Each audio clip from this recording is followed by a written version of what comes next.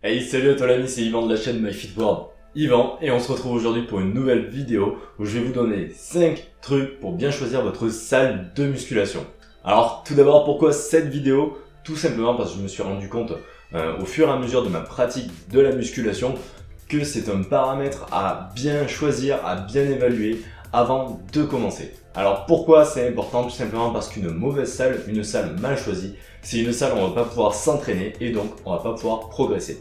Alors je vous invite vraiment à suivre cette vidéo jusqu'au bout pour savoir comment bien sélectionner votre salle de musculation. Alors première chose à regarder quand on veut choisir sa salle de musculation, et là je vais un petit peu enfoncer des portes ouvertes, c'est tout simplement la distance par rapport à chez vous ou à votre lieu de travail. Alors pourquoi? Tout simplement parce que si votre salle est à plus de 15 ou 30 minutes de là où vous vivez, eh bien vous allez perdre du temps à chaque fois pour y aller, et donc vous allez y aller de moins en moins souvent. Par exemple, moi je suis étudiant en fac de médecine. Si à chaque fois je devais mettre demi-heure pour aller à ma salle et demi-heure pour revenir, ça voudrait dire que je perdrais 1 heure sur mon temps de travail ou sur toute ma journée.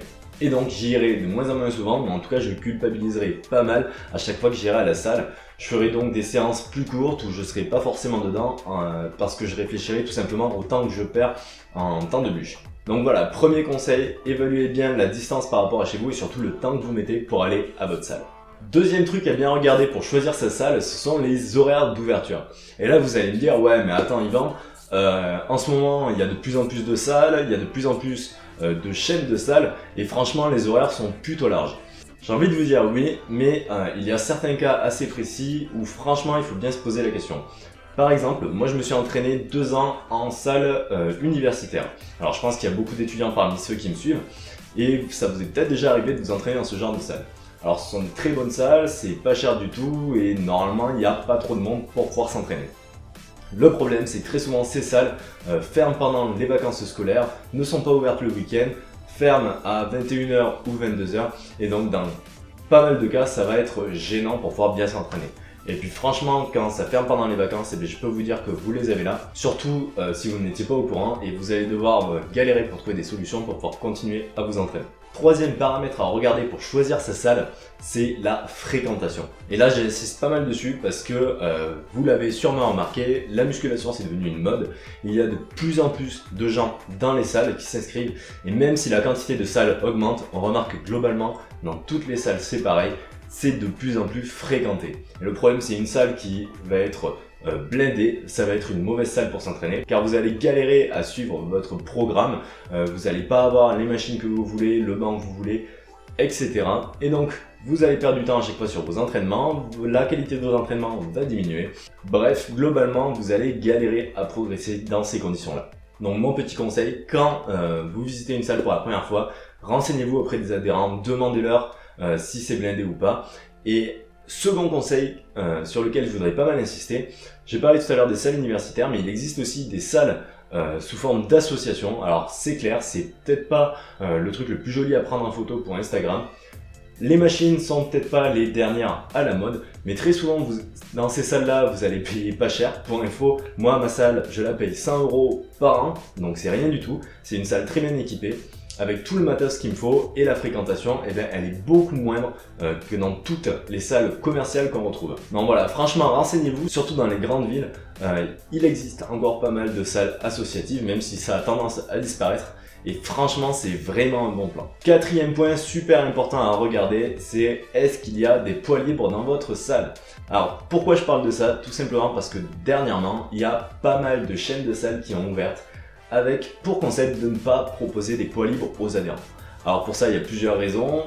Il y en a certaines, c'est tout simplement pour éviter que les gens se blessent dans la salle, parce qu'ils n'ont pas envie de perdre du temps à regarder comment les gens s'entraînent et à essayer de les aider. Bref, ils préfèrent pas prendre le risque, ils en ont dégagé tous les poids libres et mettre que des machines ou à la rigueur une Smith Machine, un cadre guidé, quoi. Autre raison, il y a tout simplement des salles qui n'ont pas envie d'avoir de réels pratiquants de musculation. Ils préfèrent s'entraîner dans la médiocrité. Bref, je vais pas rentrer dans le sujet, ça va me gonfler. Mais voilà, ça c'est quelque chose d'assez important à regarder. Autre chose à regarder toujours dans ce paramètre-là, c'est la quantité de poids libres par rapport au nombre de machines. Alors pourquoi je vous dis ça? Parce qu'il peut arriver dans certains cas qu'une salle va avoir une soixantaine de machines et juste un petit rack à haltères et 2 bancs de libre. Et là franchement ça va pas forcément être le bon plan parce que tout simplement s'il y a une soixantaine de machines, c'est à dire que la salle va accueillir pas mal d'adhérents. Mais si à côté de ça, il y a très peu de poids libres, ben ça va être la même galère que s'il n'y en avait pas, vous allez toujours galérer à les avoir. Bref, vous le savez peut-être pas, mais les poids libres, ça doit vraiment être la base de votre entraînement en musculation. Donc faisez-y gaffe quand vous voulez vous inscrire dans une salle. Et cinquième point, et vraiment c'est peut-être le dernier truc à regarder, c'est la qualité des machines. Alors pourquoi c'est le truc que je regarde en dernier ? Déjà parce que dans la plupart des salles maintenant, les machines sont plus là pour faire joli que pour être efficaces. Donc malheureusement la qualité des machines est en nette diminution, ça c'est clair. Moi je m'entraîne dans une salle où il n'y a que des vieilles machines, des Panata, des trucs bien solides, ça fait des années qu'elles sont là et elles tiennent toujours la route, elles sont bien entretenues et on peut vraiment s'entraîner dessus. Alors c'est clair, elles font pas jolies, mais au moins elles sont efficaces. Le problème c'est que dans la plupart des salles ce n'est pas le cas, les machines sont toutes neuves, sont toutes jolies, mais à côté de ça il n'y a que 4 plaques de 5 kg dans la machine. Elles sont complètement inefficaces, complètement inutilisables, bref. La qualité des machines, regardez-le en dernier parce qu'il y a de fortes chances de toute façon qu'elles soient médiocres. En plus de ça, comme je l'ai dit tout à l'heure, il vaut mieux privilégier les poids libres. Avec des poids libres, vous allez vraiment pouvoir vous faire un entraînement complet et efficace pour progresser.